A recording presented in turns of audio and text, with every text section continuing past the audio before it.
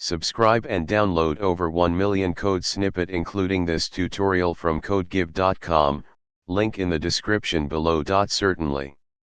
Reading a CSV file into a data frame is a common task in data analysis and manipulation. While pandas is a popular library for handling data frames, you can also achieve this without pandas using the built-in CSV module and the collections module in Python. Here's a step-by-step tutorial with code examples. Assume you have a CSV file named example.csv with the following content. Now, you can use the read_CSV function to read this file. Output. You can access individual fields in the name tuples just like you would with pandas data frames.